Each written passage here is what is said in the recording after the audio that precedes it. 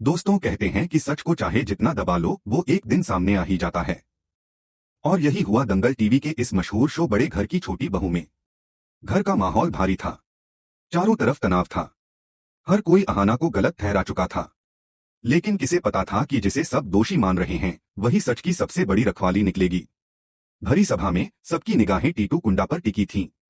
वो कांप रहा था मगर उसके भीतर सच्चाई बोलने की आग जल रही थी। सबके सामने उसने कांपती आवाज में कहा, अहाना निर्दोष है। उसे फंसाया गया है। यह सब एक साजिश थी। और इस साजिश के पीछे कोई बाहर का नहीं बल्कि हमारे ही घर की पीसी मोनी है। जैसे ही यह शब्द उसके मुंह से निकले पूरा घर सन्न रह गया। लोगों के चेहरों पर जैसे बिजली गिर गई हो। कोई अपनी आंखों पर यकीन नहीं कर पा रहा था। टीटू कुंडा ने आगे बताया, पीसी मोनी ने मोहल्ले के उस आवारा लड़के के साथ मिलकर अहाना को बदनाम करने की पूरी योजना बनाई थी। उन दोनों ने झूठे सबूत गढ़े, अफवाहें फैलाईं और यहाँ तक कि अहाना की इज्जत पर भी कीचड़ उछाला। दुर्गा देवी की आंखें चौड़ी हो गईं। अर्जुन का चेहरा पीला पड़ गया। घर की नींद जैसे हिल गई थी। जब साक्ष्य एक एक कर सामने रखे गए तो पीसी मोनी की सारी अकड़, उसका घमंड, सब कुछ मिट्टी में मिल गया।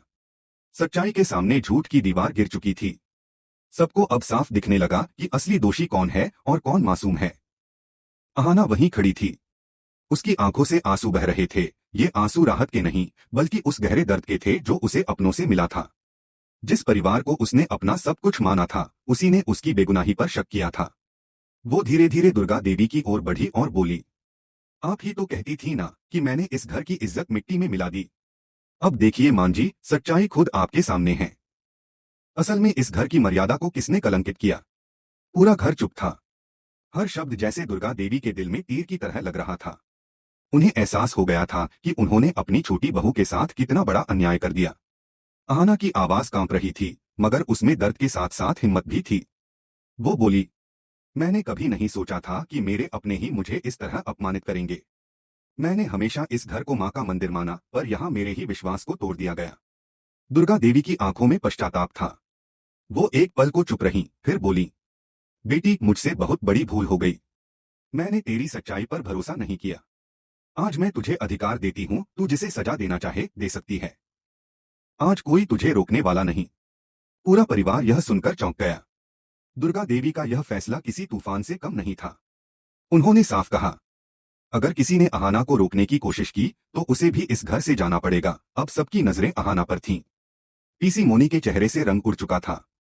उसे अब अपने किए की सजा सामने दिख रही थी। अहाना ने गहरी सांस ली और कहा, जब अपमान सबके सामने हुआ तो इंसाफ भी सबके सामने होगा। जिसने मेरे सम्मान को रौंदा आज वो खुद अपने किए पर शर्मिंदा होगा। उसने पीसी मोनी और उस लड़के की ओर देखा और कहा, तुम दोनों को अब वही सजा मिलेगी जो तुमने मेरे लिए तय की थी। आज तुम दोनों एक दूसरे को चप्पलों की माला पहनाओगे और सबके सामने सिर झुकाओगे।